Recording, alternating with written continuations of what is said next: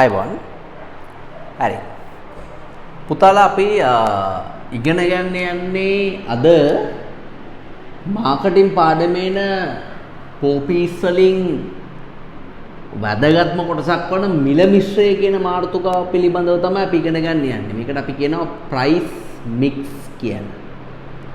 මිල මිශ්‍රය. හරි. දැන් ඔබ දන්නවා පෝපීස් වලට අයිති වෙන්නේ මොනවද? ප්‍රොඩක්ට් අයිති, price අයිති, place අයිති, promotion අයිති. ඔන්න හත. product, price, place සහ promotion තමයි අපිට තියෙන පෝපීස් වෙන්නේ. ඒ product එකට අපි නිෂ්පාදිතය කියලා කියනවා. price එකට මිල කියලා කියනවා. place එකට බෙදා හැරීම කියලා කියනවා. ප්‍රමෝෂන් එකට ප්‍රවර්ධනය කියලා කියනවා. ඕනවා තමයි සාමාන්‍ය මිල මිශ්‍රයට අයිති වෙන මේ පෝපීස් වලට අයිති වෙන මූලික දේවල් වෙන්නේ. දැන් අපි කලින් වීඩියෝ වල පුතාලා ප්‍රොඩක්ට් කියන එක පිළිබඳව සාකච්ඡා කළා. හරිද? ඊට පස්සේ අපි ඊළඟට සාකච්ඡා කළේ මේ ප්‍රොඩක්ට් කියන එක පිළිබඳව සාකච්ඡා කළා මූලික කරුණු කාරණා ඒකදී අපි කතා කරලා වීඩියෝස් වලින් බැලුවා.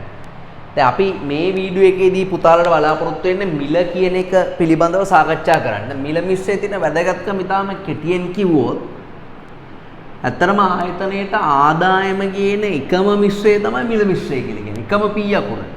දැන් ප්‍රොඩක්ට් එක හදන්න වියදමක් යනවා. බෙදා හරින්න වියදමක් යනවා. ප්‍රවර්ධනය කරන්න වියදමක් යනවා. මේ තුනටම යන වියදම් තුන අල්ලන්න ඕනේ කියන්නේ ප්‍රයිස් එකේ. ඒ නිසා හොඳට මිල කිරීම කියන එක වැදගත්. නේ හොඳට ප්‍රශස්ත ආකාරයට මිල කිරීම. මිලක් දානවා කියලා කියන්නේ Tamanට පුළුවන් තරම් මේ ලොකුම මිලක් දානවා කියන එක නෙමෙයි. ප්‍රශස්ත මිල කිරීම තමයි වැදගත් වෙන්නේ. දරුවනේ ප්‍රශස්ත මිලක් කියලා කියන එකේ තේරුම මෙන්න මේ වගේ. ප්‍රශස්ත මිලක් කියන්නේ. ප්‍රශස්ත මිලක් කියලා කියන්නේ වැඩිත් නැති අඩුත් නැති මිලක් තමයි ප්‍රශස්ත මිලක් කියලා කියන්නේ. කියන්නේ මේ දෙක අතරතුරේ මිල. මිල වැඩි වුණොත් මොකද වෙන්නේ? මිල වැඩි වුණොත් අපිට ලැබෙන ලාභය වැඩි. භාණ්ඩයක මිල වැඩි නම් අපිට ලැබෙන ලාභය වැඩි. දැන් ඔය හිතන්නකෝ මෙහෙම. අපි තෝරන ජංගම දුරකථනයක් තියෙනවා. ඒ ජංගම දුරකථනය අපි රුපියල් ලක්ෂයකට අගය කරනවා. රුපියල් ලක්ෂයකට අගය කරනවා. මේකේ කොස්ට් එක ගිහිලා තියෙන්නේ අපිට රුපියල් 25000යි මේක හදන්න ගිහින් කොස්ට් එක. හැබැයි අපි ඒ වගේ 4 ගුණේ කොස්ට් එක වගේ 4 ගුණයකට අපි 3 ගුණයක් ලාභ ලැබෙන්න. තවත් 3 ගුණයක් ලාභ ලැබෙන්න පරිදි මිල කරනවා. මිල වැඩි. මේකේ මිල කියන එක ඉතාම වැඩි. මිල වැඩි නම් අපිට ලැබෙන ලාභෙත් වැඩි. හැබැයි මේ වගේ වැඩි මිලකදී භාණ්ඩේ ඉල්ලුමක් එනවද? ඉල්ලුම අඩු වෙනවා. අපට මේ මිලට දුරකථන 1000ක් අපිට අලෙවි කරන්න පුළුවන්. මේ මිලට දුරකථන 1000ක් අලෙවි කරන්න පුළුවන්. මේකට බිංදු 3ක් දැම්මොත් අපේ ආදායම ගත්තේ. මේ මිලට. අපි මිල අඩුවෙන් දානවා. මිල කියන එක අපි අඩුවෙන් දානවා. මිල කියන එක දැන් රුපියල් 25000යි නම් අපේ රුපියල් 30000ට දුරකථනයේ මේ මිල කරනවා. ඒතර අපිට ලැබෙන ලාභය මොකද වෙන්නේ? ලාභය අඩු වෙනවා. හරි. හැබැයි අපේ විකුණුම් වැඩි වෙන්න පුළුවන්. විකුණුම් වැඩි වෙන්න මේට අපි අලෙවි කරලා දුරකථන 5000ක් විකුණනවා. දුරකථන 5000. හැබැයි මේ දෙකේදීම ආයතනට අවාසියක් වෙනවා. මේකෙදි ඉල්ලුම අඩුයි. මේකෙදි ඉල්ලුම වැඩි නම් ලාභය අඩුයි. ඒ නිසා හොඳම දේ තමයි වැඩිත් නැති අඩුත් නැති මිලක්. අපි ඒකට කියනවා ප්‍රශස්ත මිලක් කියලා. අපි ප්‍රශස්තයට අලෙවි කරනවා. ඒ කියන්නේ රුපියල් 25000ක් විතර කොස්ට් වෙන දුරකථනයක් අපිට පුළුවන් රුපියල් 45000ක් වගේ මිලකට අලෙවි කරන්න. તો 20000ක් අපිට ලාභ තියෙනවා. එකකට එක කිට්ටුයි. ඒතර අපිට ලාභයක් මේකේ තියෙනවා. අපිට ඉල්ලුමත් ඒ විදිහටම තියාගන්න පුළුවන්. ඒතර අපි ප්‍රශස්ත විදියට මිල කරන එක තමයි සාමාන්‍යයෙන් දරුවනේ මිල මිශ්‍රයේදී මූලික වශයෙන්ම කරන්නේ. ඔයාලට තේරෙනවා මම කියන දේ. හරි. එවනම් අපි මිල මිශ්‍රය කියලා කියන්නේ ව්‍යාපාරිකයාට ලාභයක් ලැබෙන පරිදි සහ පාරිභෝගිකයාට දරන්න පුළුවන් විදියට ඉලක්ක වෙළඳපොලේ ඉන්න පාරිභෝගිකයෙක් යම්කිසි භාණ්ඩයකට ගෙවී යුතු වටිනාකම තීරණය කිරීමේ ක්‍රියාවලිය තමයි මිල මිශ්‍රය කියලා කියන්නේ. ගෙවී යුතු වටිනාකම තීරණය කිරීමේ ක්‍රියාවලිය. හරි භාණ්ඩයකට ගෙවී යුතු වටිනාකම තීරණය කිරීමේ ක්‍රියාවලිය තමයි මිල මිශ්‍රය කියලා කියන්නේ. හරිද? right. ඒතර ආයතනයක විසින් භාණ්ඩයකට දාන මිල කියන එක වැදගත් වීමට හේතු තියෙනවා. ඇයි මිලක් කියන එක වැදගත් වෙන්නේ? මිලක් කියන එක වැදගත් වෙනවා භාණ්ඩයක් හුවමාරු කරන්න. හුවමාරුව පහසු වීම සඳහා මිලක් තියෙන්න ඕනේ. මේ දෙයක් අපිට මිලදී ගන්න ඒකේ මිල කිව්වහම තමයි අපිට ඒක මිල දීලා ගන්න පුළුවන්. ඒතර හුවමාරුව පහසු වෙනවා මිලක් තිබ්බහම. නේ? ඒ වගේම ළමයි ඉල්ලුම තීරණය කරන්න භාණ්ඩයක ඉල්ලුම තීරණය කරන්න මිල කියන එක වැදගත් වෙනවා. අපිට මිලෙන් ඉල්ලුම වෙනස් කරන්න පුළුවන්. මිල වැඩි කරොත් ඉල්ලුම අඩු වෙනවා. මිල අඩු කරොත් ඉල්ලුම වැඩි වෙනවා. නේ? ඉල්ලුම තීරණය කිරීම සඳහා අනිවාර්යයෙන්ම වැදගත් වෙනවා. ඊට පස්සේ ඊළඟ එක තමයි ලාභය තීරණය කරන්නත් අපිට වැදගත් වෙනවා. අපිට යම් අවස්ථාවක ලාභ ඕන නම් අපි මොකද කරන්නේ? වැඩි මිලක් දානවා. ඒතර වැඩි ලාභයක් ලැබෙනවා. ලාභ අඩුවෙන් ඕන නම් අඩු මිලක් දානවා. ඒතර ලාභය තීරණය කරන්න නේද? ඉල්ලුම තීරණය කරන්න, හුවමාරුව පහසු කරන්න, ඒ වගේම සැසඳීම සඳහා. නේ අපි භාණ්ඩයක් තව භාණ්ඩයක් එක්ක සංසන්දනය කරන්නේ කොහොමද? භාණ්ඩයක් තව භාණ්ඩයක් එක්ක දැන් ගෑන් ළමයි දෙන්නෙක් සංසන්දනය කරන්නේ කොහොමද? දැන් දෙන්නම කැමති ඔයා බදින්න. ඔයා කොහොමද සංසන්දනය කරන්නේ? දෙන්නගේ ලස්සනින්. දෙන්නගේ ගුණ යහපත්කම. දෙන්නගේ අධ්‍යාපනය. දෙන්නගේ ෆැමිලි බෑග්ග්‍රවුන්ඩ් එක. දෙන්නගේ රැකියාවේ. තව කුසලතා තියෙන ඒවත් එක්ක බලලා තමයි මේ දෙකෙන් හොඳ එක තෝරගන්නේ. ඒ වගේ භාණ්ඩ දෙකක් ගත්තාම මේ භාණ්ඩේ ගුණත්වය බලනවා මිල බලනවා. ගුණත්වය මිලයි සංසන්දනය කළා තමයි මේ භාණ්ඩේ ගන්න. සැසඳීම සඳහා මිල කීට එක වැදගත් වෙනවා. සාමාන්‍ය භාණ්ඩයකට මිලක් දැමීමේ වැදගත්කම තමයි ඕවා. ඊට තව තියෙනවා මිල කිරීමේ පරමාර්ථ. මිල කිරීමේ පරමාර්ථ. සමහර අය භාණ්ඩ වලට වැඩි මිලක් දානවා. සමහර අය අඩු මිලක් දානවා. ඇයි ඒ වැඩි මිලක් හෝ අඩු මිලක් දැමීමේ පරමාර්ථ මොනවද? සමහරලාට භාණ්ඩ වලට ගුණත්ව නායකත්වයක් සපයන්න නිතරම දාන්න වැඩි මිල. දැන් Benz, Audi, Volvo, BMW, හරි Porsche, Lamborghini ඒ වගේ බ්‍රෑන්ඩ් වල ගණන් වැඩි. කියන්නේ ඒ වගේ මේ සන්නම් වල මේ ගාණ වැඩි. ඒවා ගුණත්වයෙන්ුත් වැඩි ඇත්තටම. දැන් ජපාන් වාහනයකයි යුරෝපියන් වාහනයක අතර වෙනස බලන්න පුළුවන්. මේ දෙකම පැදපු කෙනෙක්ට. යුරෝපියන් වාහනයක් සහ ඇමරිකන් වාහනයක් අතර වෙනස බලන්න පුළුවන්. මේ දෙක පැදපු අයට. නේ? ඒ ගුණත්වය වැඩි කියන එක නිරූපණය කරන්න පුළුවන් එක විදියක් තමයි මිල. ඒතර මිලෙන් ගුණත්වය නිරූපණය කරන්න. දැන් 5 star hotel වල ගණන් වැඩි. නේ? භාණ්ඩ වලට ගුණත්ව නායකත්වයක් සපයන්න අනිවාර්යයෙන්ම භාණ්ඩ වැඩි මිල කරන අවස්ථාවල් තියෙනවා. ඒ වගේම මිල කිරීමේ පරමාර්ථයක් තමයි පුතේ තව වෙළඳපළ සාරය උරා බීම. වෙළඳපළ සාරය උරා බීම. සාරය උරා බනවා කියන්නේ අපි සකින් ප්‍රයිස් කියලා කියනකොට වෙළඳපළ සාරය උරා බනවා කියලා කියන්නේ කස්ටමර්ස් අතේ තියෙන සියලුම මුදල් ටික ගන්න. හරි පුළුවන් තරම් හූර ගන්නවා. සාමාන්‍ය වෙළඳපළ ඒකාධිකාරයක් තියෙනකොට යම්කිසි භාණ්ඩයකට වෙළඳපළ සාරය උරා බොන්න පුළුවන්. හරි මේ මිල කිරීමේ පරමාර්ථය. එහෙම නැත්තම් සමහර අය මිල කරනවා පුතේ දැන් සමහර වෙලාවට තරංගය සඳහා මුහුණ දීම සඳහා මිල කරන අවස්ථාවල් තියෙනවා. ඒ පරමාර්ථයක්. ඒ කියන්නේ සමහර වෙලාවට මේ තරඟකරුවන්ගේම මිල නියම කළා තරගයට මුහුණ දෙන්න. ඒ වගේම වර්තමාන දැන් සමහර අය වැඩි මිලක් දානවා වර්තමාන ලාභය වැඩි කරගන්න. වර්තමාන ලාභය. දැන් අවුරුදු කාට ඇඳුම් වල, චිකන් වල, හාල් වල, පොල් වල ගණන් වැඩි.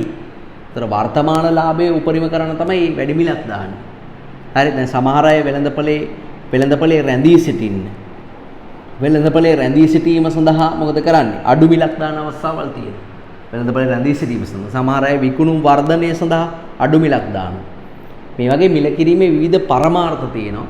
ඒ තමන්ගේ පරමාර්ථයට ගැළපෙන පරිදි තමයි මිල නියම කරන්න ඕනේ. දැන් කාට හරි අරමුණක් තියෙනවා නම් විකුණුම් වැඩි කරන්න එයා වැඩි මිලක් දාන්නේ. ඒතර එයා මිල ගන්න කොස්ට් එක ගන්න භාණ්ඩේ පිරිවැය ගන්න එකලා පිරිවැයට තාම අඩු ලාභ ප්‍රතිශතයක් තමයි දාලා මිල කරන්නේ. මොකද ඒක පරමාර්ථය තමයි විකුණුම් වර්ධනය කිරීම. ඒතර මේ මිල කිරීමේ පරමාර්ථ හරියම වැදගත් වෙනවා. තේරුණා මම කියන දේ පුතේ. ඒතර දැන් මේ මිල කිරීමේ පරමාර්ථ සහ මිල වැදගත් වෙන හේතු. ඊළඟට තව පුතාලට වැදගත් වෙනවා දැන් භාණ්ඩයකට මිලක් නියම කරනකොට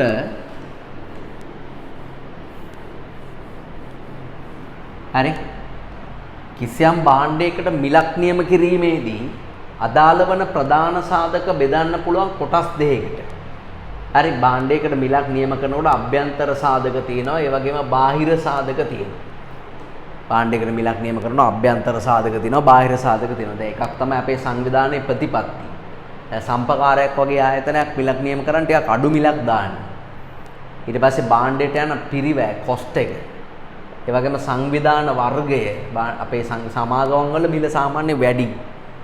ඒවා අභ්‍යන්තර සාධක අපිට පාලනය කරන්න පුළුවන් අභ්‍යන්තර සාධක. ඒ වගේම බාහිර සාධක තියෙන රජයේ නීති රීති තියෙනවා. සමහර භාණ්ඩවල උපරිම සිල්ලර මිලක් තියෙනවානේ. දැන් අපේ කොස්ට් එකට වඩා දැන් අපි දෝ චිකන් වල උපරිම සිල්ලර මිල 430යි කියලා හිතන්නකො. අපිට චිකන් කිලෝ එකක් හදන්න 450ක් යනවනම් ඒත් අපිට දෙන්න වෙන්නේ 430ට. අපිට පාඩුයි. රජයේ සහතික මිලට අපිට අලෙවි කරන්න වෙනවා. ඒතර ඒක බාහිර සාධක. අපිට පාලනය කරන්න බෑ. ඒ වගේම භාණ්ඩ හා සේවා වලට තියෙන ඉල්ලුම, කස්ටමර්ස්ලාගේ තියෙන ඉල්ලුම තියෙනවනේ. ඉල්ලුම අනුව තමයි මිල නියම කරන්නේ. අපිට ඒක පාලනය කරන්න බැරි සාධකයක්. ඒ වගේම තරඟකරුවන්ගේ මිල, කම්පියුටර්ස් ප්‍රයිස් කියන එක අපිට පාලනය කරන්න පුළුවන් සාධකයක් නෙමෙයි. මේ වගේ අභ්‍යන්තර සහ බාහිර සාධක තියෙනවා. ඒ අභ්‍යන්තර සහ බාහිර සාධක පිළිබඳව සලකා බලමින් තමයි අපි භාණ්ඩයකට සාමාන්‍ය මිලක් නියම කරන්න ඕනේ. දැන් මේ සාධක අතරිනුත් ප්‍රධාන සාධක තියෙනවා තුනක්. මේ තියෙන සාධක අතරින් ප්‍රධාන සාධක තුනක් තියෙනවා. ඒ සාධක තුන තමයි එකක් තමයි මේ කොස්ට් කියන්නේ. කොස්ට් එක අනිවාර්යෙන් කවර් වෙන්න ඕනේ. මේ පිරිවැය කියන එක අනිවාර්යෙන්ම කවර් වෙන්න ඕනේ. පිරිවැය තමයි අපිට මිල නියම කරන්න පසුබිම හදන්නේ. දැන් භාණ්ඩයකට රුපියල් 60ක වියදමක් ගියා නම් මේක තමයි මිල කිරීමේ පසුබිම. මේ 60ට වඩා මිල නියම කරන්න 60ට වඩා රුපියලක් හරි වැඩි වෙනවා. ඒතර මිල නියම කිරීමේ පසුබිම තමයි මේක. අනිත් එක තමයි දරුවනේ මේ පසුබිම. අනිත් එක තමයි ඉල්ලුම කියන එක. කස්ටමර්ස්ලාගේ ඉල්ලුම. ඉල්ලුම තමයි මිල නියම කිරීමේ සීමාව වෙන්නේ. ඒ කියන්නේ මේ එතනින් එහාට පාරිභෝගික භාණ්ඩ ගන්න නැහැ. දැන් මම කැමති Apple ගෙඩියකට උඩරිම රුපියල් 100ක් ගෙවන්න. එතනින් එහාට ගෙවන්න මම කැමති නැහැ. ඒ තමයි උපරිම මාළු කිලෝ එකකට අපි කැමති උපරිම රුපියල් 1500ක් ගෙවන්න. එච්චරයි. ඒත් ගන්න පුළුවන් ඔය තලපත් හරි කොප්පරා හරි වගේ ලොකුම බ්‍රෑන්ඩ් එකකට ලොකුම එකකට අපිට ගෙවන්න කැමති මිලක් තමයි ඒ මිල. එතනින් එහාට ගෙවන්න කැමති නැහැ. රුපියල් 400ක් ගෙවලා අඹ ගෙඩියක් කවුරුත් ගන්න නැහැ. රුපියල් 400ක් ගෙවන්න. නේ? ඒතර ඒ වගේ කස්ටමර්ගේ සීමාවක් තියෙනවා. ඒක අපි ඒකට කියනවා කස්ටමර් ඩිමාන්ඩ් කියලා. කස්ටමර් ඩිමාන්ඩ් එක. කස්ටමර් ඩිමාන්ඩ් එක. ඒකත් බලන ප්‍රධානම සාධකයක්. දැන් මේක මිල නියම කරන්න පසුබිම හදනවා. මේක මිල නියම කිරීමේ සීමාව. ඒ වගේම තරඟකරුවන්ගේ මිල. තරඟකරුවන්ට අනුව තමයි අපි මිල නියම කරන්නේ. දැන් මංචි බිස්කට් එකයි මෙලිබන් බිස්කට් එකයි එකම ගණන් වලට යන්නේ. එක ගණන් වලට යන්නේ. ඒගොල්ලෝ මිල ගණන් වැඩි කරනවා නම් සමහරට ඒගොල්ලෝ කතා වෙලා තමයි වැඩි කරන්නේ. රුපියල් 5කින් වැඩි 50 බිස්කට් එක 55 කරනවා නම් අනිත් අයත් පොඩ්ඩක් එකතු වෙලා 55 කරනවා. කට්ටිය එකට තමයි මිලෙන් තරඟ කරනවා අඩුයි ගොඩක් වෙලාවට. හරි? කම්පියුටර්ස් ප්‍රයිස් එක තමයි අපිට මිල නියම කිරීමේ මාර්ගෝපදේශය. මෙන්න මේ විදිහට මිල කරන්න කියලා මඟ පෙන්වන්නේ ඒක. ඒතර ඒක කම්පියුටර්ස් ප්‍රයිස්. හරි? ඔන්න ඔය සාධක තුනට අපි කියනවා පුතා 3C's කියලා කියනවා. 3C's කියලා කියන්නේ මොකද්ද? එකක් කොස්ට් එක, අනිත් එක කස්ටමර් ඩිමාන්ඩ් එක, අනිත් එක තමයි කම්පියුටර්ස් ප්‍රයිස් එක. මෙතන 100 අකුරු තුනක් තියෙනවා. මෙන්න මේකට තමයි 3C's කියලා කියන්නේ. ඒවා මත පිහිටමින් ප්‍රශස්ත මිලක් තමයි අනිවාර්යෙන් භාණ්ඩයට දාන්න ඕනේ. තේරෙනවද මම කියන දේ? රයිට්. හරි. එහෙනම් අපි යමු අපේ මාතෘකාවට. පුතාලා පෙන්නන්න පිටු අංක 18 මිල මිශ්‍රය කියන එකට යම් පිටු අංක 18 මිල මිශ්‍රය. හරි බලන්න අලෙවි කරන මිශ්‍රය අතරින් ආදායම් ලබා දෙන ප්‍රභවය මෙයයි. සසු විචල්යන් පිරිවැය නියෝජනය කරන්නේ. බොහෝ දුරට මිල නම්‍යශීලී වෙනස් කරන්න පුළුවන්. ඒ නිසා ගති ලක්ෂණ නිසා භාණ්ඩ හා සේවා මිල නියම කිරීමේදී ව්‍යාපාරික විතත් දැඩි ලෙස සැලකිලිමත් වෙන්න ඕනේ. එසේම පාරිභෝගිකයාද එවැනි භාණ්ඩ මිලදී ගැනීමේදී මිල පිළිබඳව විශේෂයෙන්ම සැලකිලිමත් වෙන්න ඕනේ. මේදී මිල මිශ්‍රය යනුවෙන් අදහස් වෙන්නේ කොහොමද කියලා අහනවා. හරි අපි ලියමු මිල මිශ්‍රය කියන්නේ මොකක්ද කියලා ඉවල්ලා. ඉලක්ක වෙළඳපළ පාරිභෝගිකයෙකු විසින්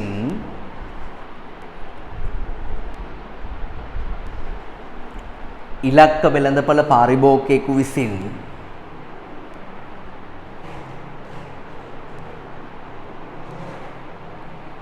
භාණ්ඩ හා සේවා හුවමාරුව පිණිස භාණ්ඩ හා සේවා හුවමාරුව පිණිස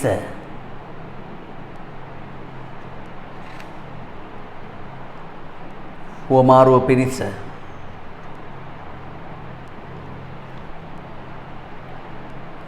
ගෙවිය යුතු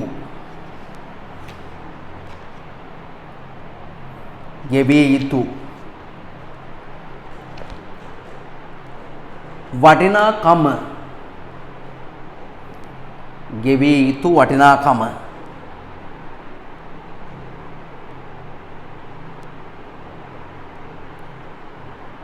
තීරණය කිරීමේ ක්‍රියාවලියයි. ගෙවිය යුතු වටිනාකම තීරණය කිරීමේ ක්‍රියාවලියයි. ඒක තමයි මිල මිශ්‍රය කියලා කියන්නේ. right. ඊට පස්සේ මිල වැදගත් වෙන්න හේතු බලන්න, ඒ හේතු හතරම highlight කරගන්න, ඉල්ලුම තීරණය කරන්න, ලාභය තීරණය කරන්න නේද? හුවමාරුව පහසු වෙන්න සැසඳීම සඳහා වැදගත් වෙනවා. මෙහෙම ලියන්න ඒ බෑ. ඉල්ලුම තීරණය කිරීමට වැදගත් ඒ කියන එකට මෙහෙම ලියන්න.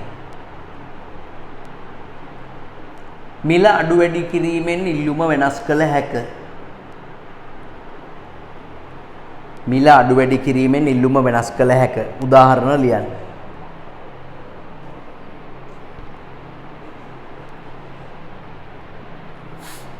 මිල අඩු වැඩි කිරීමෙන් ඉල්ලුම වෙනස් කළ හැක.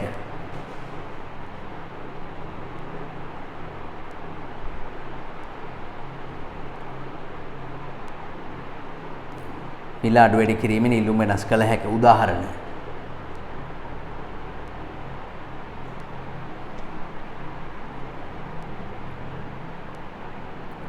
උදාහරණ.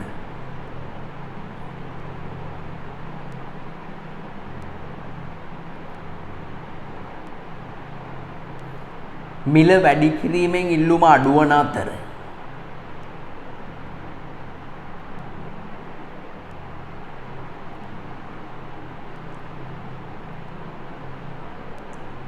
මිල වැඩි කිරීමෙන් ඉල්ලුම අඩුවන අතර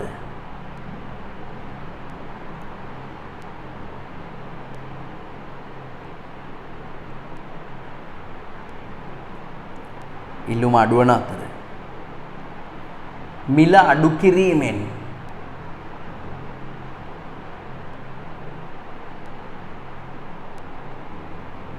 ඉල්ලුම වැඩි වේ.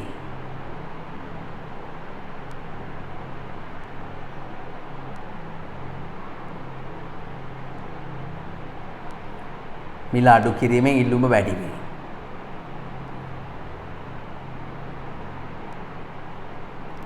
right. ඊට පස්සේ ලාභය තීරණය කිරීමට වැදගත් වේ. ඒක ලියන්න මේ. විකුණුම් මිලෙන් පිරිවැය අඩු කිරීමෙන් විකුණුම් මිලෙන් පිරිවැය අඩු කිරීමෙන්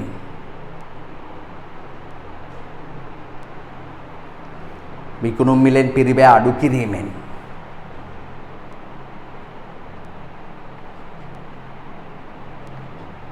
විකුණුම් මිලෙන් පිරිවැය අඩු කිරීමෙන් ලාභය ගණනය කළ හැක. ලාභය ගණනය කළ හැක.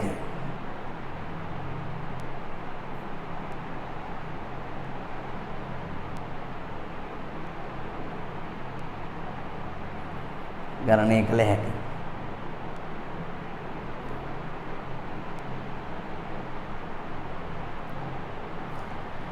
මිල වැඩි කළහොත් ලාභයද වැඩි කළ හැක. මිල වැඩි කළහොත් ලාභයද වැඩි කළ හැක.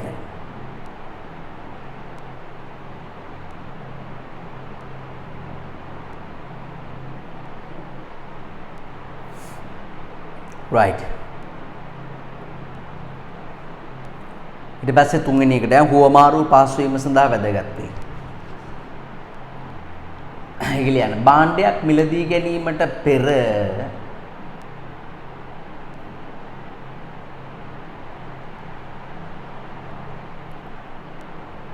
එහි වටිනාකම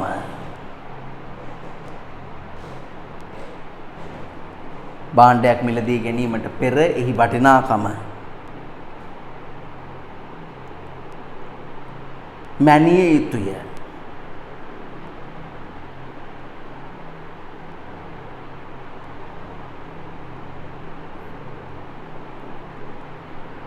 එය මිල ලෙස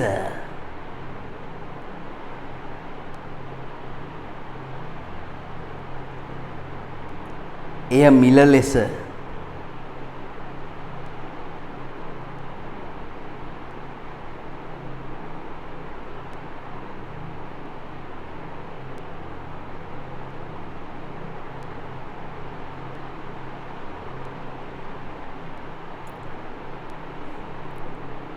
ප්‍රකාශයට පත්වේ. එය මිල ලෙස ප්‍රකාශයට පත්වේ.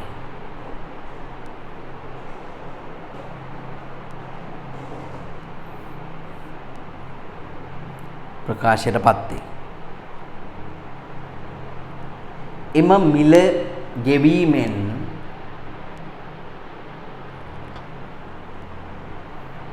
භාණ්ඩය හිමි කර ගැනීම පහසු වේ.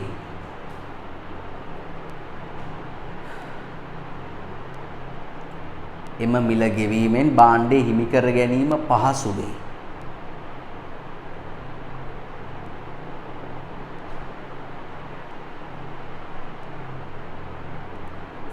right.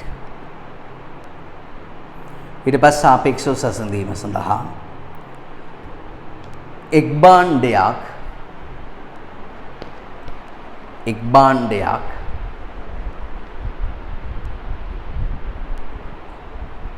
තවත් භාණ්ඩයක්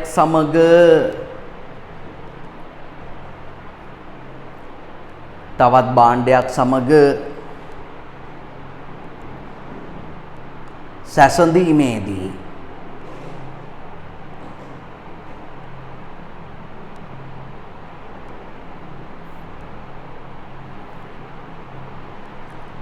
ගුණත්වය මෙන්ම මිලද සාධකයක් ලෙස භාවිත කරයි.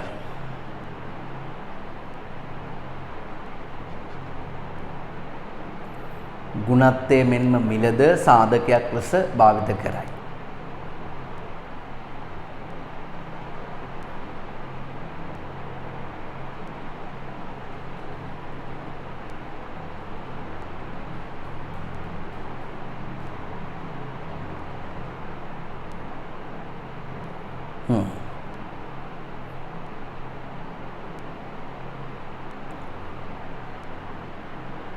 right. ඊට පස්සේ අපි යමු ඊළඟ කොටසට බලන්න. ඒකට තරතුරක් දාගන්න පුතේ.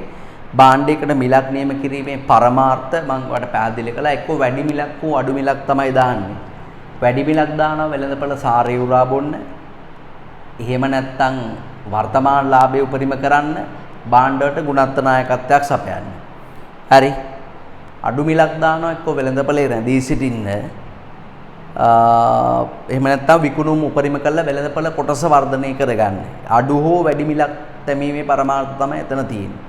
ඒවා හයිලයිට් කරගන්න. හරි. ඊළඟ පිටුවට එන්න. ඒක බලන්න මිලකරණයේදී සැලකිය යුතු සාධක බලන්න. නිෂ්පාදිතයක මිල තීරණය කිරීමේදී ව්‍යාපාරයේ අභ්‍යන්තර සහ බාහිර සාධක බලපානවා. අභ්‍යන්තර සාධක ලෙස ව්‍යාපාරයේ අලෙවිකරණ පරමාර්ථ, අලෙවිකරණ මිශ්‍ර උපායන්, සංවිධාන ක්‍රමය සහ පිරිවැය වගේ දේවල් බලපානවා. බාහිර සාධක ලෙස වෙළඳපළේ ස්වභාවය, තරංගය, පාරිභෝගික ඉල්ලුම, වෙනත් පරිසර මූලිකාංග බලපානවා. ඒක ඔන්න දෙපැත්තට දාලා බෙදන්න පුළුවන්. ඒක අර උඩ හෙඩින්ග්ස් වැරදිලා තියෙන්නේ. ඉංග්‍රීසි අකුරු වගේක් වැදලා තියෙන්නේ. ඒ අලෙවිකරණ පරමාර්ථ, අලෙවිකරණ මිශ්‍ර උපාය මාර්ගයන් ඒව ඇවිල්ලා අභ්‍යන්තර සාධක. ඒ ඉංග්‍රීසි අකුරු ටික කපලා පුතා ලියන අභ්‍යන්තර සාධක කියන.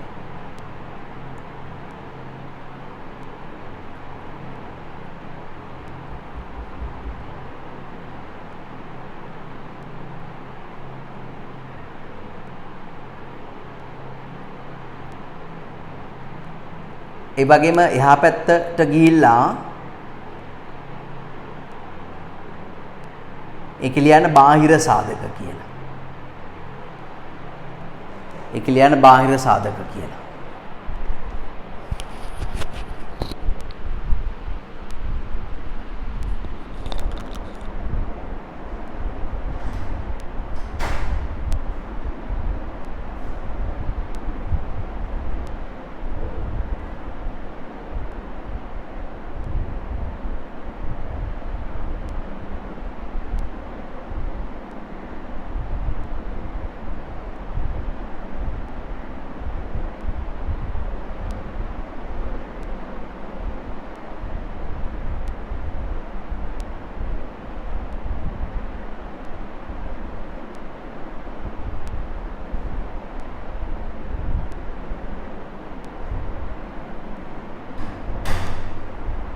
හරිද?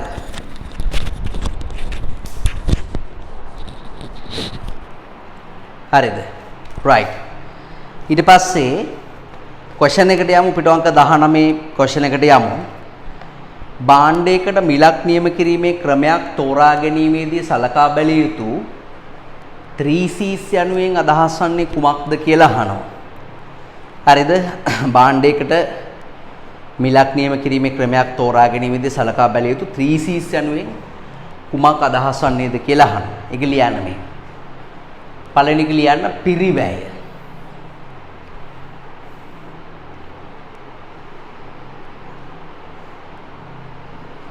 පළවෙනි එක ලියන්න පිරිවැය.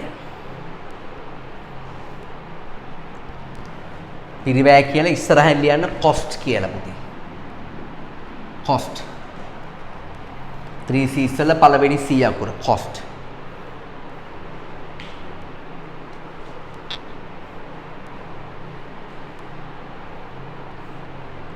ඉස්සරහින් ලියන්න පිරිවැය ආවරණය වන පරිදි මිල නියම කළ යුතුයි.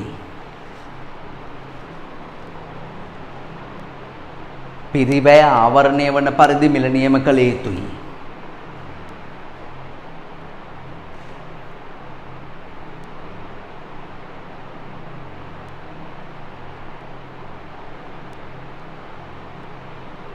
පිරිවැය ආවරණය වන පරිදි මිල නියම කළ යුතුයි.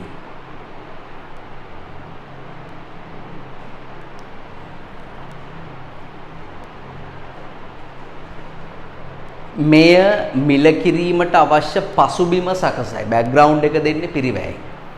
මෙය මිල කිරීමට අවශ්‍ය පසුබිම සකසයි.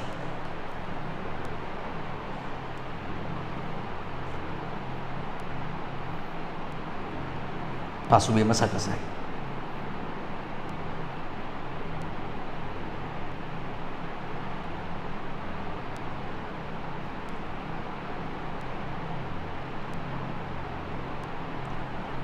right. අංක 2 තරගකරුවන්ගේ මිල. තරගකරුවන්ගේ මිල.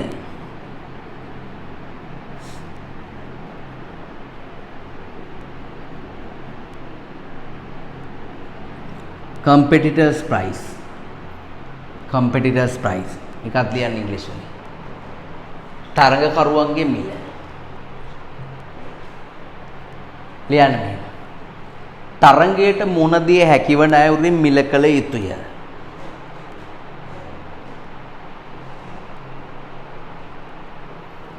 තරගයට මුහුණ දිය හැකිවන අයුරින් මිල කළ යුතුය.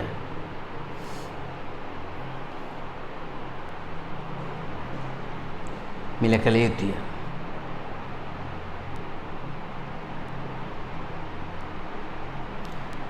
එනම් මිල කිරීම සඳහා මඟ පෙන්වන්නේ තරගකරුවන්ගේ මිලයි.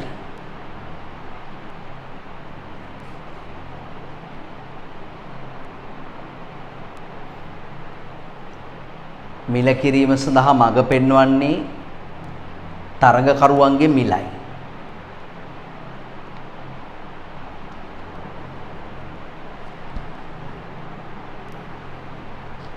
ඊට පස්සේ ඊළඟ එක පාරිභෝගික ඉල්ලුම.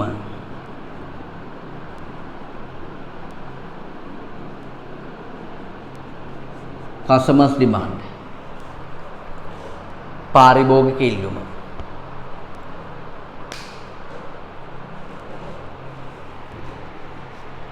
තුන්වෙනි එක පාරිභෝගික ඉල්ලුම. ඒතර 3C's කියන්නේ ওই තුනට. C අකුරු තුනට. ඒක ලියන්න මේ. ඉල්ලුම රඳවාගත හැකිවන පරිදි මිල කළ යුතුය. ඉල්ලුම රඳවාගත හැකිවන පරිදි මිල කළ යුතුය.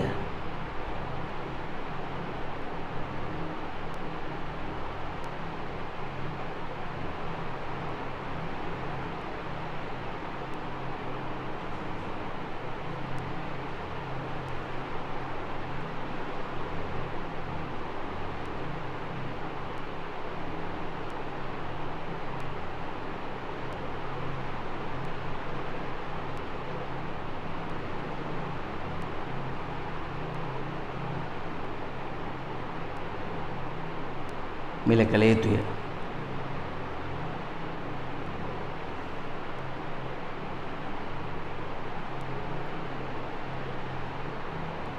මෙය මිල නියම කිරීමේ සීමාවයි.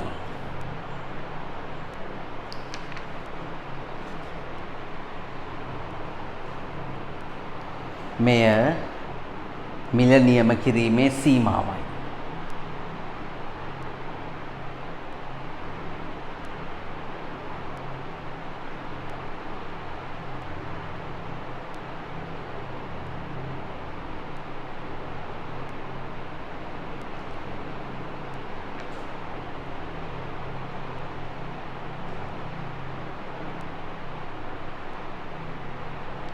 right හරි එහා පැත්ත පිටුට යන්න. එතකොට පුතාලට තේරෙයි දැන් මේ 3C's කියන සාධක මත තමයි අපි මිලක් නියම කරන්නේ. එතකොට මිල වැඩි වෙන්නත් බෑ මිල අඩු වෙන්නත් බෑ. බලන්න මිල අඩු වුණොත් මොකද වෙන්නේ? ව්‍යාපාරිකයාගේ ලාභය අඩු වෙනවා. මිල වැඩි නම් ඉල්ලුම වැඩි වෙන්නේ. මේක ඉල්ලුම අඩු වෙන්න ඕනේ. මිල වැඩි නම් ඉල්ලුම අඩු වෙන්න ඕනේ. ඒ කොට තුනේ ඔයාගේ වම් අත පැත්තේ තියෙන මිල වැඩි නම් ඉල්ලුම වැඩි වෙයි කියලා ඉල්ලුම අඩු වෙන්න ඕන. ඉල්ලුම අඩු කරගන්නත් බෑ, ලාභය අඩු කරගන්නත් බෑ. ඒ නිසා මේ අන්ත වැඩි මිලයි අඩු මිලයි කියන දෙක මැද්දේ මිලක් නියම කරන්න ඕනේ. හරි.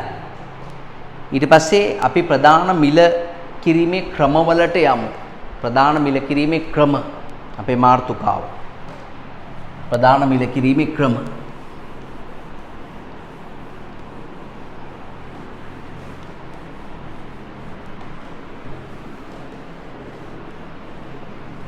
හරි රයිට් බලන්න පුතාලා භාණ්ඩයක් මිල කිරීමේ ක්‍රම කියන එක තීරණය වෙන්නේ ඔය අපි දැන් කතා කරපු 3C's අනුව තමයි. cost එකයි customer demand එකයි competitors price එකයි එක තමයි මේවා තීරණය වෙන්නේ. ඒ කියන්නේ පිරිවැය දෙසට නැඹුරු වෙච්ච පිරිවැය පැත්තට නැඹුරු වෙච්ච මිල ක්‍රම තියෙනවා. ඒ කියන්නේ එතෙන්දී පිරිවැය පැත්තට නැඹුරු වෙච්ච මිලකම වලදී කරන්නේ පුළුවන් තරම් පිරිවැය ආවරණය කරගන්න උත්සාහ කරනවා. එතෙන්දී පාරිභෝගිකයාගේ ඉල්ලුමට මොකද වෙන්නේ? තරංගයට මොකද වෙන්නේ කියන කාරණේ බලන්නේ. පුළුවන් තරම් බලන්නේ පිරිවැය කව කරගන්න. පිරිවැයට නැඹුරු වෙච්ච මිලකම දෙකක් තියෙනවා. එකක් තමයි පිරිවැයට එකතු කළ මිලකම. පිරිවැයට එකතු කළ මිලකම. හරිම සරලයි. cost එක 50යි 10ක් එකතු කරනවා 60ට මිල කරනවා. පිරිවැයට එකතු කළ මිල ක්‍රමය. ඊට තව එකක් තියෙනවා ඉලක්ක ප්‍රතිලාභ ක්‍රමය කියලා එක. ඉලක්ක ප්‍රතිලාභ ක්‍රමය කියලා කියන්නේ ප්‍රතිලාභ මිල ක්‍රමය. අපි අපේක්ෂා කරන ලාභ ප්‍රමාණය තියෙනවානේ. ඒ කියන්නේ සමස්තයක් විදිහට ගත්තාම මාසිකව හරි වාර්ෂිකව හරි අපි අපේක්ෂා කරන ලාභ ඉලක්කයක් තියෙනවා. අන්නේ ලාභ ඉලක්කයට යන්න පුළුවන් විදිහට මිල නියම කරනවා. ලාභ ඉලක්කයට යන්න පුළුවන් විදිහට මිල නියම කරනවා. ඒතර ඒකට අපි කියනවා ඉලක්ක. ඒ කියන්නේ අපි පුළුවන් තරම් බලනවා අපේ ප්‍රාග්ධනයේ cost එක කව කරගන්න. ප්‍රාග්ධන පිරිවැය අවම කරගන්න තමයි බලන්නේ. ඒ කියන්නේ ප්‍රාග්ධනයට ගන්න පුළුවන් ප්‍රතිලාභය. ඒක තමයි ඉලක්ක ප්‍රතිලාභ මිල ක්‍රමය කියලා කියන්නේ. මේ දෙකම පිරිවැයට නැඹුරු වෙච්ච මිල ක්‍රම දෙකක්. ඉල්ලුම දැසට නැඹුරු මිල ක්‍රමක් තියෙනවා දෙකක්. එකක් තමයි වටිනාකම් මිල ක්‍රමය. අනිත් එක තමයි අපේක්ෂිත වටිනාකම් මිල ක්‍රමය. අපේක්ෂිත වටිනාකම් මිල ක්‍රමය. මේකෙන් වටිනාකම් මිල ක්‍රමය කියන්නේ අඩු මිල. ඒ මෙතන වටිනාකමක් දෙනවා හැමදාම අපේ ගාවට යන කස්ටමර්ට. හැමදාම අපි ගාවට යන කස්ටමර්ට කීයක් කරේ අපි අඩු කරනවා. දැන් මම පළතුරු ගන්න හැමදාම එකම කඩේකින්. ඒ කඩේ මිනිස්සයා දන්නවා මාව. හැමදාම පළතුරු වල ගාන හදලා කියන මහත්තයා එහෙනම් 750යි මහත්තයා 720ක් දෙන්නකෝ. එහෙම පොඩ්ඩක් අඩු කර රුපියල් 30ක් 40ක් අඩු කරනවා. ඒ හැමදාම එන හින්දා බස් එකේ වා හැමදාම එන බස් එක නම් රුපියල් 11යි නම් ගන්න රුපියල් 20ක් දුන්නාම සමහරට එයා 10ක් ඉතුරු දෙනවා. ඉතුරු රුපියල ගැන හිතන්නේ හැමදාම එන කස්ටමර්ට පොඩි වටිනාකමක් දෙනවා. ඒතර පාරිභෝගිකයාගේ ඉල්ලුම කෙරෙහි තමයි මේ පාරිභෝගිකයාගේ පක්ෂපාතීත්වය නිසා එයාට සලකනවා. එන පාරිභෝගිකයට වටිනාකමක් දෙනවා. අපේක්ෂිත වටිනාකම් මිලකමේ වැඩි වෙන්නත් පුළුවන් අඩු වෙන්නත් පුළුවන්. දැන් නුවර වැවළඟ බතික් සරම් විකුණනවා. බතික් සරම්. ඒ බතික් සරමක් ශ්‍රී ලාංකිකයෙක් ගත්තොත් ඌට රුපියල් 200කට 250කට දෙනවා. හැබැයි විදේශිකයෙක් ගත්තොත් ඔය බතික් සරමක් රුපියල් 2000කට තමයි විකුණන්නේ. මොකද විදේශිකයට ඔය බතික් සරමේ වැලියු එක වැඩි. අපි තැඹිලි ගෙඩියක් බිව්වොත් රුපියල් 50යි 60යි. විදේශිකයෙක් බිව්වොත් 500යි 600යි. ඒව තමයි ඒ හැටි. විදේශිකයා දැන් අපි දඹුල්ල බලන්න ගියොත් රුපියල් 50යි ටිකට් එක. විදේශිකයෙක් ගියොත් 2000යි ටිකට් එක. මාසල බලන්න ගියොත්. එහෙම තමයි ඒ හැටි. යම්කිසි පාරිභෝගිකයෙක් වැඩි වටිනාකමක් භාණ්ඩයට දෙනවා කියලා හැඟුණොත් එයාට වැඩි මිලක් දානවා. ඒක තමයි අපේක්ෂිත වටිනාකම් මිලකමේ කියලා කියන්නේ. දැන් තරංගයේ දෙසට නැඹුරු මිලකම 3ක් විතර තියෙනවා. ඒ තමයි එකක් තමයි පවත්නා මිලකමේ. පවත්නා මිලකමේ කියලා කියන්නේ කම්පිටිටර් කීයද දාන්නේ? තරඟකාරයා භාණ්ඩයට දාන්නේ කීයද? අපි ඒ ගානම දාලා මිල කරනවා. පවත්නා මිලකමේ. හරි? දැන් රුපියල් 60 නම් එයාගේ බිස්කට් පැකට් එක අපිත් 60ක් දානවා. පවත්නා මිලකමේ. නැත්තම් තියෙනවා පුතා සමූහ මිලකමේ කියලා එකක්. සමූහයක් කියලා කියන්නේ ගොඩක්නේ කට්ටියක් එක්ක එකතු වෙලා භාණ්ඩයක් ගත්තොත් භාණ්ඩේ ගන්න අඩු කරනවා. දැන් අපි උදාහරණයක් විදිහට ගත්තාම ළමයිනේ දැන් අපි හිතමුකෝ ෆිල්ම් හෝල් එකක ටිකට් එකක් රුපියල් 100යි කියලා. ඒකේ හෝල් එකේ සීට් ඔක්කොම 500ක් තියෙනවා කියලා හිතමුකෝ. යම්කිසි පාසලක් විසින් පාසල් දර්ශනයකට ඒ ෆිල්ම් හෝල් එක වෙන් කර ගන්නකොට 100 වැඩි කිරීම 500 කියලා ගණන් හදන්නේ. 500ව 100ක් දෙන්න කිලිවලා ලක්ෂ 5කට ඕක අලෙවි කරන්නේ නැහැ. එතකොට කියනවා හරි ලක්ෂ 1කමාරක් දෙන්න ඉස්කෝලේට වෙන් කරන්න. ඒ විදිහට. කට්ටියක් එක්ක එකතු වෙලා ගන්නකොට මිල අඩු කරන. ඒ තරඟෙට මුණ දෙන්න තමයි එහෙම කරන්නේ. එතකොට තරඟකාරයාට අපිට එන්න තියෙන කස්ටමර් යන්නේ නැහැ තරඟකාරයාට. සමූහ මිලකමේ. නැත්තම් තියෙනවා වෙන්දේසි මිලකමේ කියලා එකක්. වෙන්දේසි මිලකමේ කියලා කියන්නේ කස්ටමර්ගේ ඩිමාන්ඩ් එක අනුව මිල වැඩි කරනවා. දැන් උදාහරණයකට රත්තරන් බඩු වෙන්දේසි කරනකොට එක්කෙනෙක් ඇවිල්ලා කියනවා ඔන්න පවුමට අවමලස්සුව තියෙනවා ලක්ෂයක්. එක්කෙනෙක් කියනවා 1.10යි කියලා. අනිත් එක්කෙනා කියනවා 1.15යි කියලා. අනිත් එක්කෙනා කියනවා 1.20යි කියලා. අනිත් එක්කෙනා කියනවා 1.25යි කියලා. 1.25යි දෑවර ඈවරයි 1.25යි දෑවරයි 1.25යි තුන් ඈවරයි.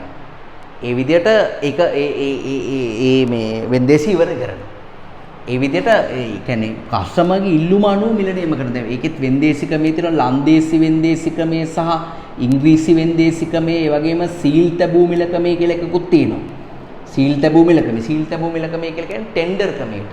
අර එක්කෙනෙක් ඉදිරිපත් කරන මිල අනිත් එක්කෙනාට ඇහෙන්නේ. අපි මිල ගණන් ලියලා ලියුම් කවර එක දාලා කෙල ගාලා අලවල තමයි දාන්නේ. පෙට්ටියකට දානවා. දැන් මාම ඒ පෙට්ටිය කඩලා ඉවරලා ලියුම් කවරේ කඩලා මිල ගණන් කියලා වැඩිම මිලට දෙනවා. ඒක තමයි සීල් තැබූ මිල කියලා කියන්නේ. මොනවාද? ඉංග්‍රීසි වෙන්දේසි ක්‍රමයට තමයි අර අඩුම ලංසු ඉඳලා වැඩිම ලංසුවට වැඩි වෙන්නේ. වැඩිම ඉල්ලුම් කරුට දෙනවා. ලන්දේසි වෙන්දේසි ක්‍රමයේදී වැඩිම ලංසු ඉඳලා අඩුම ලංසු ඉදිරිපත් කරපෙන්නාට තමයි භාණ්ඩ දෙන්නේ. ඒතර ඔයා බලන්න ඇති අඩුම ලංසුවට භාණ්ඩ දෙනවා. ඒතර දැන් පවුමේ මිල ලක්ෂයයි නම් කවුරු හරි රුපියලයි ගියොත් උඩ භාණ්ඩ දෙනවා. ඒ වගේ භාණ්ඩ ලන්දේසි වෙන්දේසි ක්‍රමයට විකුණන්නේ නැහැ. දැන් උදාහරණයක් විතර මේ වගේ අපි તો යම්කිසි ආයතනයක ස්ටාෆ් සර්විස් එකක් තියෙනවා. යම්කිසි ආයතන අහගන්න හොඳට ලන්දේසි වෙන්දේසි ක්‍රමය ගැන තමයි මම කියලා දෙන්නේ. යම්කිසි ආයතනයක තියෙනවා කාර්ය මණ්ඩලයේ ප්‍රවාහනය කරන ස්ටාෆ් සර්විස් එකක් පවත්වාගෙන යන්න ඒක වෙන්දේසි කරනවා. ආයතනයේ කියනවා අපිට ගෙවන්න පුළුවන් මගී කිලෝමීටරයකට උපරිම මිල AC වෑන් එකකට රුපියල් 40යි. ආසන 11 දෙනෙක්ට ගමන් කරන්න පුළුවන් ලොකු KDH වෑන් එකක්. හරි? රුපියල් 40යි අපි ගෙවන්නේ ඒ ගානට කැමති නම් ගමු ගන්න කියලා. කවුරු හරි කෙනෙක් දානවා මම 39ට කරන්න. අනිත් එකනා 38යි. අනිත් එකනා 30යි. තව එක්කෙනෙක් 25යි. එතකොට අඩුම ලංසු ඉදිරිපත් කරන එක 25ට වඩා අඩුවෙන් අරන් යන්න මේ කරේ ගෙනියන්න බෑනේ ස්ටාෆ් එක. වෑන් එකකට අරන් යන්න පුළුවන් 25ට දෙන එක්කෙනාට chance එක දෙනවා. හැබැයි ආගේ වෑන් එකේ තත්ත්වෙත් බලනවා සීට් නෑ. පැදුරු දාලා තියෙන්නේ. ඒකයි 25ට අරන් යන්නේ. AC නෑ ඔක්කොම ග්ලාසස් ගලවලා තියෙන්නේ. හූලන් එනවා වටෙන්ම. හරිද? එහෙම දෙන්නේ නෑ. ඒකේ භාණ්ඩේ ගුණත්වෙත් බලලා තමයි අනිවාර්යෙන් දෙන්නේ. ඕක තමයි ලන්දේසි වෙන්දේසි ක්‍රමය කියලා කියන්නේ. ඕවා භාණ්ඩ විකුණන්න පාවිච්චි කරන්නේ නෑ. සේවා සැපයීම් මිලදී ගැනීමෙත් තමයි පාවිච්චි කරන්නේ. ඔන්න වගේ මිල කිරීමේ ක්‍රම ටික තියෙනවා. මේවා ඉතින් දැඩි ලෙස විභාගෙදී ප්‍රශ්න කරන්නේ නැහැ. මේ ක්‍රම ටික දැනගත්තත් ඇති. මම එක්ස්ට්‍රා නෝට් එකක් විදිහට මේවා විස්තර කරලත් දැම්මා. පුතාලා බලන්න නෝට් එක.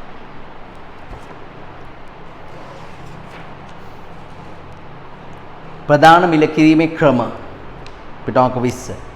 පිරිවැයට නැඹුරු ක්‍රම දෙක හයිලයිට් කරගන්න පිරිවැයට එකතු කළ මිලයි ඉලක්ක ප්‍රතිලාභ ක්‍රමය. ගැනුම් කරු දෙසට නැඹුරු මිලකම දෙක හයිලයිට් කරගෙන අපේක්ෂිත මිල ක්‍රමයයි වටිනාකම් මිල ක්‍රමයයි. තරංගයේ දෙසට නැඹුරු මිලකම බලන පවත්නා මිල, වෙන්දේසි මිල, සමූහ මිල. එක්ස්ට්‍රා නෝට් එකේ අපි ඉස්සරේ බලමු. මිල කිරීමේ ක්‍රම විස්තරාත්මකව පිරිවැයට එකතු කළ මිල ක්‍රමය මෙම ලියන්න.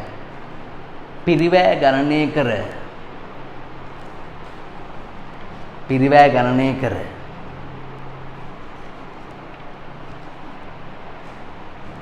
එයට ලාභාන්තිකයක් එකතු කර පිරිවැය ගණනය කර එයට ලාභාන්තිකයක් එකතු කර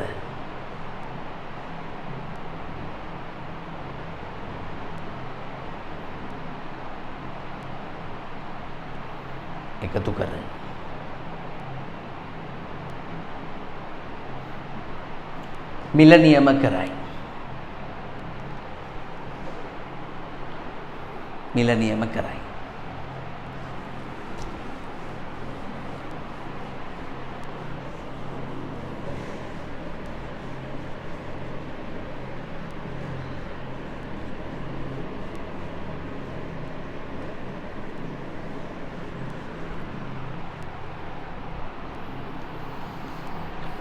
හරි. ඒකේ සූත්‍රයක් තමයි දීලා තියෙන්නේ ඒකක පිරිවැය කියන එක බෙදනවා. බෙදීම ලකුණ එන්න ඕන පුතේ. එකයට අපේක්ෂිත ලාභය. එහෙම එන්න ඕනේ. පිරිවැය බෙදීම එකයට අපේක්ෂිත ලාභය. ඒතර පිරිවැය ඒකක මුළු පිරිවැය පුතේ ඒක ස්ථාවර පිරිවැය ලක්ෂ 20යි නෙමෙයි ලක්ෂ 2යි වෙන්න ඕනේ. ලක්ෂ 20යි කියලා වැරදිලාද ලක්ෂ 2යි වෙන්න ඕනේ. ඒකක මුළු පිරිවැය ගණනය කරන්නේ කොහොමද? ලක්ෂ 2යි නේ ස්ථාවර පිරිවැය එක 50000න් බෙදන්නකෝ. ඒතර ඒකක ස්ථාවර පිරිවැය 4යි. විචල්්‍ය පිරිවැය 38යි. ඒක බෙදන්න ඕනේ මොකද? ලාභාන්තිකයේ 130යි. නේ 130යි කියන්නේ 0.3යි. එක අඩු කිරීම 0.3යි. ඒකට අපේක්ෂිත ලාභයනේ. තොර 42 බෙදන්න ඕනේ 0.7. 4ක් කීයද 42ට? 4ක් 6යි. රුපියල් 60යි විකුණුම් මිල වෙන්නේ. එමය ගාන ආදායම. right. ඉලක්ක ප්‍රතිලාභ මිල ක්‍රමයේ කියන එකට යමු. ආයෝජිත ප්‍රාග්ධනයට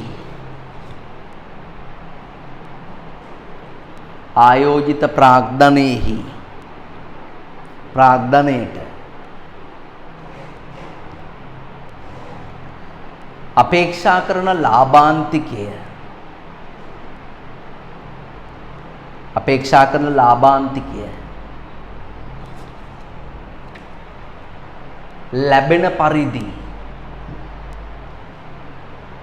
කරන ලාභාන්තිකය ලැබෙන පරිදි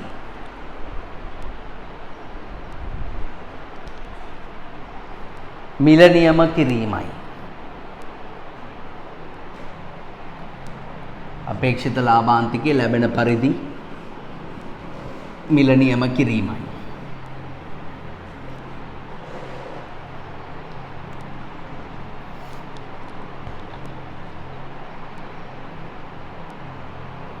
right. හරි. ඊට පස්සේ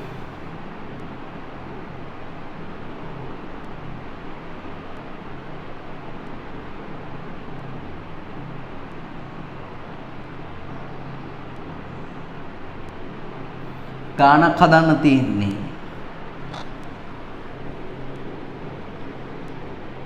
ඒකක පිරිවැය අඩු කිරීම මෙතනට වරහණක් එන්න ඕන පුතේ. ඉපයුම් ප්‍රතිශතය වැඩි කිරීම ආයෝජනය. මෙතනින් වරහණක් වහන්න මෙන්න මෙතන ඉඳලා තමයි බෙදීමේ ලකුණ එන්නේ. මෙන්න මෙතන ඉඳලා තමයි බෙදී ඒ ටික හදන්න ටියුට් එකේ වැරදිලා තියෙන්නේ. ඊපස්සේ මෙතෙන්ට එනවා විකුණුම් ඒකක. ආදේශ කරන්න බලන්න. පිරිවැය 40යි. ඉලක්ක ඉපයුම් ප්‍රතිශතය 25%යිනේ. 25% කියන්නේ 4න් 1යි වගේනේ. නේද? ආයෝජනයේ ලක්ෂ 2යි. බෙදීම විකුණුම් මේක කීයද? 20000යි. 40යි. ලක්ෂ 2කින් කාල කියලා කියන්නේ කීයද? 50000යි. 50,000 බෙදන්න ඕන 20000යි. නේ? මෙතෙන්ට වෙනකන් විතරයි මේක ඉන්නේ. මෙතෙන් වරහන් විතර බෙදෙන්නේ 50,000 20000න් බෙදුවම 2.50යි. මේක ඍණ නෙමෙයි මේක ධන වෙන්න ඕන. මේක ඍණ නෙමෙයි මේක ධන වෙන්න ඕන. 40 ධන 2.50 කියලා කියන්නේ විකුණුම්බිල 42.50යි. 42.50යි. ඒ විදිහට තමයි හදන්නේ. ඍණ ලකුණ නෙමෙයි මෙතෙන්ට ධන ලකුණයි එන්නේ. හරි. ඔය තමයි පිරිවැයට නැඹුරු වෙච්ච මිල ක්‍රම දෙක. ඊට පස්සේ අපි බලමු ඉල්ලුම දෙසට නැඹුරු වෙච්ච මිල ක්‍රම දෙක ලියමු. අපේක්ෂිත වටිනාකම් මිල ක්‍රමය ලියමු. පාරිභෝගිකයා විසින්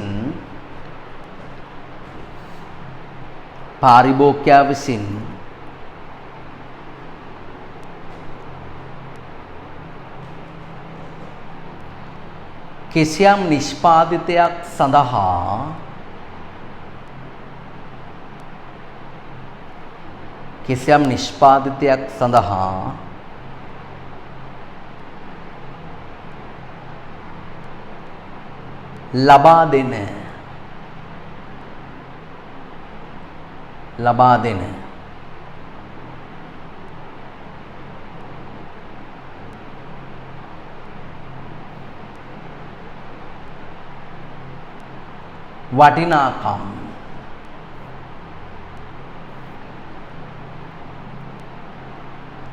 ලබා දෙන වටිනාකම් මත මිල නියම කිරීමයි. ලබා දෙන වටිනාකම් මත මිල නියම කිරීමයි.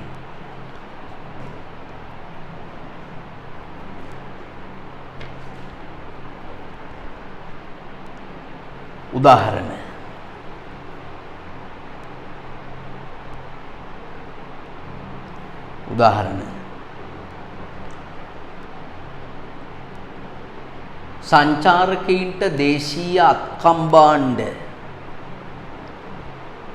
සංචාරකීන්ට දේශීය අත්කම් භාණ්ඩ වැඩි මිලක් යටතේ අලෙවි කිරීම. සංචාරකීන්ට දේශීය අත්කම් භාණ්ඩ වැඩි මිලක් යටතේ අලෙවි කිරීම.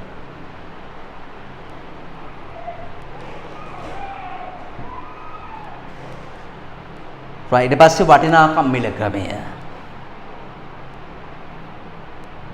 ඒක ලියන්න මෙහෙම.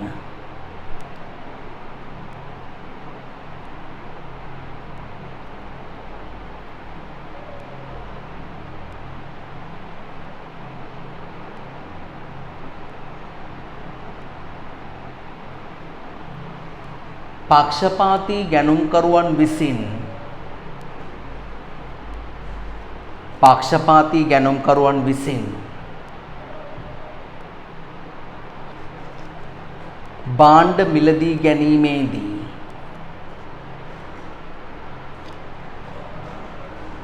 භාණ්ඩ මිලදී ගැනීමේදී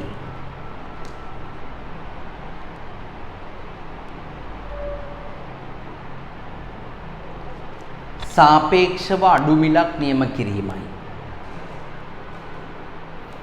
ඒ කියන්නේ පාරිභෝගිකයව තියාගන්න එක තමයි එතෙන්දි බලන්නේ. සාපේක්ෂව අඩු මිලක් නියම කිරීමයි.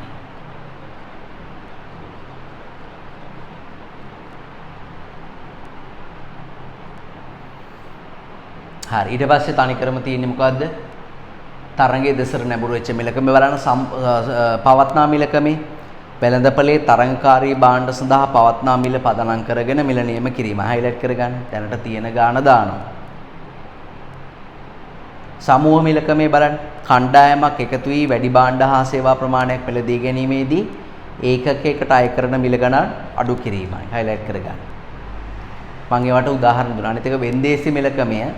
ඒකෙදිත් මම විස්තර කරා ඉංග්‍රීසි වෙන්දේසිකමේදී මිල එන්නේ වැඩි වෙලා වැඩි මිලට දෙනවා. ලන්දේසි වෙන්දේසිකමේදී මිල එන්නේ අඩු වෙලා අඩුම මිලට දෙනවා. සීල් තැබූ මිලකමේට කියන්නේ ටෙන්ඩර් මිල කියලා කාටවත් පේන්නේ නැති වෙන්න මිල දාලා වැඩිම මිලට භාණ්ඩේ අලෙවි කරනවා. එහෙම තමයි මිල කිරීමේ ක්‍රම ටික විස්තර වෙන්නේ. හරි. එවනම් අපි ඊළඟ වීඩියෝ එකෙන් සාකච්ඡා කරමු පුතාලා බෙදා හැරීමේ මිශ්‍රය පිළිබඳව. හරි? රයිට්. ආයිබෝන්.